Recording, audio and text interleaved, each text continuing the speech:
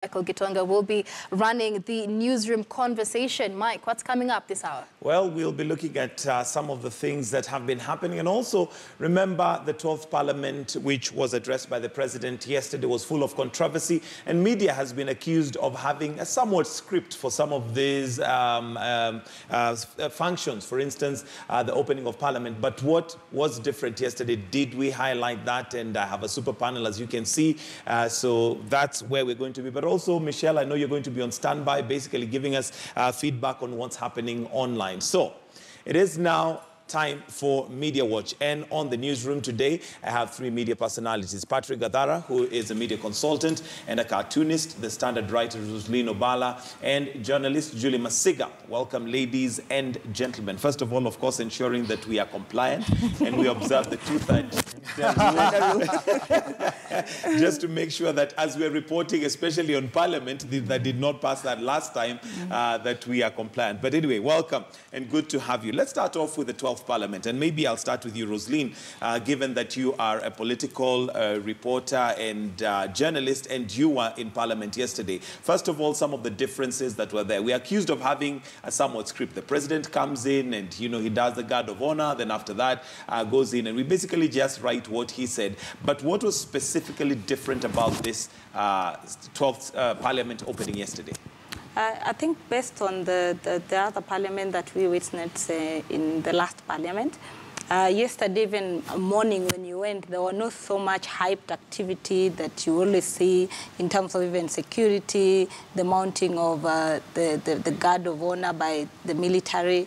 In fact, we went to parliament at around 10, and you were asking, surely are we really having, is this yes, are we having an address today? And we will meet a pocket of officers standing just next to the premise, the entrance to Parliament. But there are other times when you're going to Parliament, you'll actually feel that presence, that the head of state is coming. So even when you access Parliament, you'll even look at the security, the vigorous process you go through before you access. But yesterday, it was somehow lukewarm. Not it was as low-key. Yes, it was low-key. Even in terms of people who are coming in, you remember we always have the diplomatic corps, the guests who come in early, the cabinet secretaries, other leaders who come in to witness what was happening. We were not seeing them. Some of them came towards the tail end, as in the afternoon when they were expecting the head of state to come in. So there are so many things that were actually unique for the first time with this opening.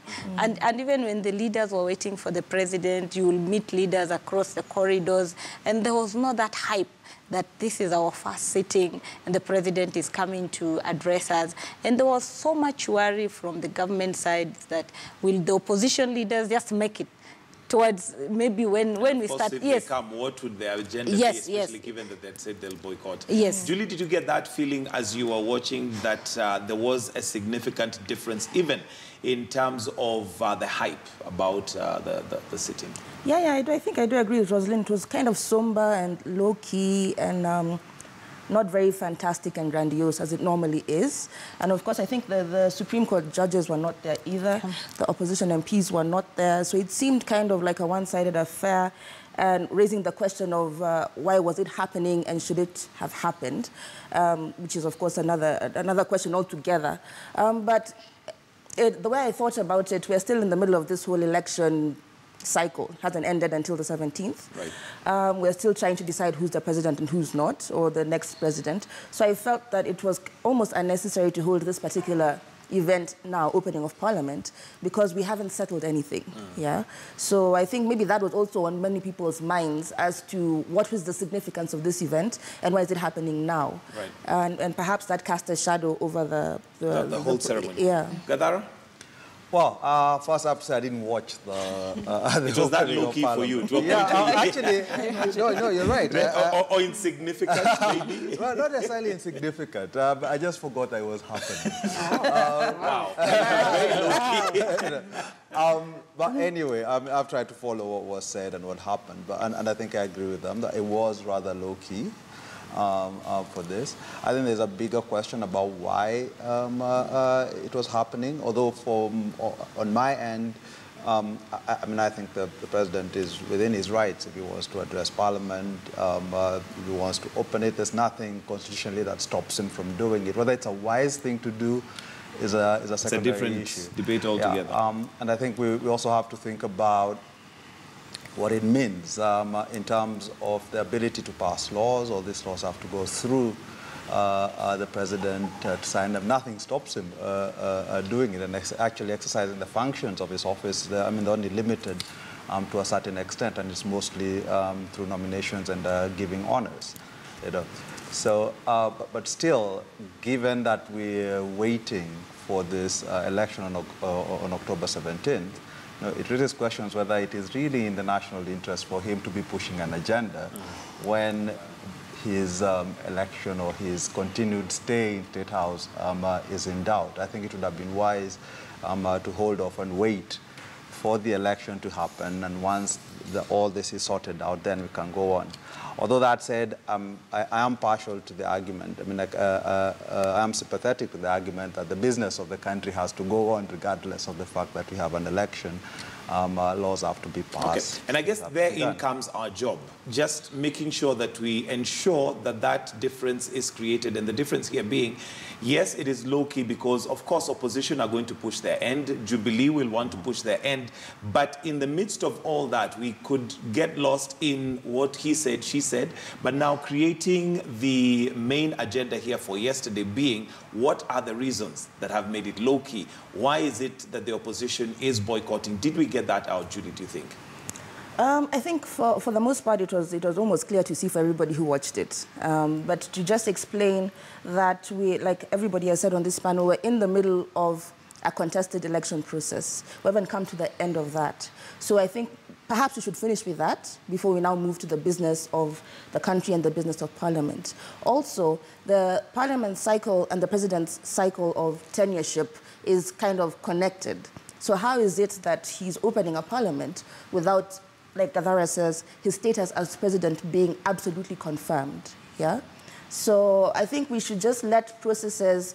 And as we are discussing before, we have a constitution which we are stretching to its very limits, trying to interpret who should do what and when. We should just let this process go to the end, and then we can say we are done with this. We'll have done... Move on to the next stage. Yes, we'll have done very good work in interpreting the constitution for future presidents and future parliaments. Now let's move on, because now we're in the middle of discussions. Okay. Rosalind, is there anything that stops business carrying on if the president did not have the 12th parliament opened yesterday? What stops? Yeah, the Constitution says that the first sitting of the life of a new parliament must be addressed by the president. So in that case, we will not have seen any sitting before the president comes to address the sitting. So from this time onwards, they can proceed with the business of the House. It doesn't say anywhere within the standing orders or the Constitution that the opposition must be there for business for them to transact business. The only thing that they cannot do is to transact anything touching on the Constitution, which will require the 2/3, which the government might not have. But going back to what we witnessed yesterday, you see, like, even with the address, if the opposition was there, you will get variety of criticism, opinion. But yesterday, what you were seeing is praise and pomp, to the extent that you cannot see anything that they are not seeing, because these people are supporting the president. So you can't see the other eye of what they're seeing, maybe how the president came in, or they expect Jubilee government to do. But if the opposition was there, we'll have seen them maybe say, we did not like what the president addressed, or maybe the issue of Supreme Court and all that. And you can just actually see that people are disgruntled. Maybe we need to address something that we are not addressing. I guess by virtue of the fact that there is the contested presidential election, he was not able to create agenda like he would in other openings for his government, because this one now really we don't know who is government at this point in time. Gadara, possibly on if we have got that point across to the Mwananchi, the fact that yes, the president is within the constitutional framework while he is doing that, but at the same time, there is the spirit of the Constitution. What benefit does it give to the country to have this done when it's contested? I'm not sure that has been discussed, at least to the level that I would have liked. That you'd be satisfied. I think it would be good to really go back and look at what were the discussions around these articles that set up the presidency and the whole idea of a temporary incumbency, etc. So we can actually get what were the thoughts behind it, and you can get whether it's the minutes from the discussions in Bomas, etc. But it would help you to understand what were they aiming at. I think we are in uncharted waters, obviously, but it's good that we are here. Because it can actually allow us to clarify some of these things, So yes, you might be legally allowed to do something, but that doesn't necessarily mean that you should do it. I think it was in haste, the sort of recalling of Parliament, if you will. I think it would have been much wiser to hold off and wait. When it comes to discussing the president's agenda, again, the Constitution doesn't specify that what he would say in this first sitting of Parliament. It doesn't say that he has to present any agenda. So again, what is the address for? What's the purpose for? And I think it would be good for us to, even I hope people will even consider legal routes to get all this stuff clarified. So that once we're here, we're never here again. When the next time this happens, and this is not going to be the only election that's disputed. And I think it would be safe to assume that once the Supreme Court sets a precedent that it can overturn an election, that it will do it again at some point in the future. It can happen again. Right, and if it does it, then where are we? And this is actually an opportunity to actually create the sorts of systems and understandings of what the Constitution actually means that tell us that once this happens again, well, then it's easy. There's a template that's been set. As it is now, I don't feel like that is actually being discussed. It's sort of been hijacked by this NASA versus Jubilee fight. We should really, for a moment, get away from, and let's just talk what is the Constitution says, what does it aim at, and let's come to a common understanding of that. All right. Let's look at something different now. And since the annulment of the results, of the presidential results specifically, Jubilee and NASA have been on a campaign trail. And previously, before we got to the August 8th election, there was the debate of whether it is an agenda-based kind of a campaign, whether it is to do with what the different political parties stand for. Has that been lost between now the 8th and the 17th? Because now it's just been an attack on the institutions. You've got NASA literally attacking IEBC and saying we need this done before we go to the election. You have Jubilee, on the other hand, saying that the judiciary is with words that describe them derogatory. So have we, as the media, played catch-up, or have we forgotten to remind the political parties that we still have a country to run after the 17th? I think we've definitely forgotten that. I think social media has run away with this thing, and social media is ungovernable. And most of the things you find there are hate speech, more or less.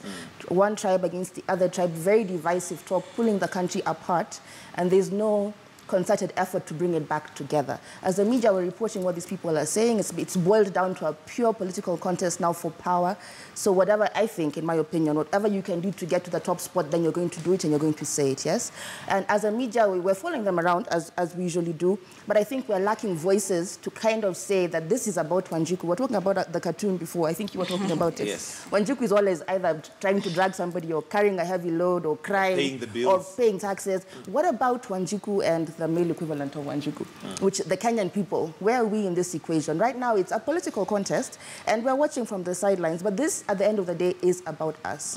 What does Raila Odinga stand for? What does Uhuru Kenyatta stand for? Maybe it should be, this should be about us. Is it really about us? It should be, and I was thinking about this a lot, and when the hate speech thing with Muthama and Moses Kuria, and I'm like, those are two politicians abusing. It's not hate speech. They'll be charged with incitement to violence. Which I think is part of the hate speech bundle of... it's not actually. They're not being charged under the NCIC Act. All right, fine. That's a technicality. But what they said was hateful. Let me put it like that. They were very uncouth in what they said, and they were basically engaging at a political level. And here we are, as supporters of both sides, actually cheering some of them on. Whichever side you're on, you're cheering your politician on. What about you? What do you think they're going to do for you once they get into office? Rosalind, what is it that we could do differently to ensure that we at least remind our leaders that, yes, we still have a country to run? Whoever is coming in, what is it that you're bringing on the table? Right now, it's almost like if they were sworn in tomorrow, it's like would be thinking, okay, so now what? Let's now create an agenda. We've had nothing between the 8th and now. We've had nothing to do with what they have in store for the country. Yeah, I think the media has been lost in between, because if you follow the campaign trail of both leaders, it's about IBC. The other thing is about Jubilee side saying we want to reaffirm the will that we actually carried the day in the last elections. When it comes to NASA, they're telling you we want to confirm that our victory was stolen. So because of this, you find that we have lost in between. And you remember the other day when the, Raila held a press conference on the tetanus vaccination. Actually, that's a very big story. If you look at it, it touches down to the heart of Wanjiku. But you remember, it was lost. No media actually gave it that prominence. And it is lost. It was just like any other press conference you go, it's done, and that's it. To the extent that even the WHO came out and spoke about it. But you see, it's because of what the readers and the consumers output us to give them. For them, they want to hear what next for us in this election. Now, when you try to tell them this is the agenda and these are what these people stand for, the first thing they will ask, what about the votes that were stolen? What about the presidency that we want to protect? So you see, again, because the media is also in business and you know the ownership of media, again, they also want to go with the market. So you find that, yes, we need to sell. So you find we are lost in between, because now we're juggling between advertisement and informing the content. Don't get I know Gadara is waiting to go in and go for the jugular. All right, Gadara, let me just give you a chance to... I'm glad you guys recognize the kind of ridiculous place you're in. The fact is, I think lots of the times the media tends to blame its audience and to say it's running after its audience, but it actually creates its own audience. You know, and it gets people used to a certain sort of reporting that they will get. You know, and I think it's not the case that people are not interested in these other things. It's just that they are never highlighted. I think for media, it's more about the big suckers, the big political game, you know, and obviously the eyeballs that the conflicts within that will bring. But coming back, I think there's a sense, I think, that we're failing in explaining to people what is actually going on. And articulating what are the issues that they need to be sort of cognizant and concentrating on. And it's not just what's happening now, but what's coming in the future. The Supreme Court judgment has raised several issues. You know, we may not have the full judgment, but the fact that it's overturned this election has put us in a place where there are certain constitutional things we need to sort out. You know, we need to think about. We need to ask ourselves, and a lot of these are things that we should have done in 2013, don't forget, and we forgot all about it. You know, things like the time that's given to adjudicate petitions. Yeah. The fact that right now we've got a judgment, but not the full judgment. And makes it hard for even people like IEBC to say, this is where we went wrong and this is what we need to fix before the next election. You know. So when you remember the Murunga, the Supreme Court was really criticized for not giving the judgment, for not reading it in open court, you know, which is the same thing Maraga did. You know, and they're telling us something. That tells us something, that, look, we're not putting in place realistic timelines for these things to be properly adjudicated. We need to start thinking about the timelines we give for example, swearing in of a new president. If you look at the US, they go to vote in November. The new president is sworn in January. You know, they give themselves all that time to sort out any problems that may come up. You know, we could do the same. As we have seen now, there is no gap in the incumbency. You know, it continues. So it's not the case that we'll have a void if we say, let's not swear in the president in August, let's swear him in December.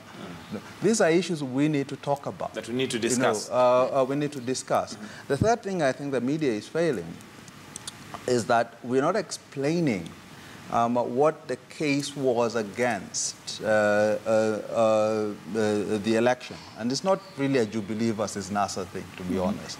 You know, the body that's been really indicted is the IEBC, and it's carrying out. Yes. Now, the case that NASA gave goes beyond just a presidency, you know, because the sorts of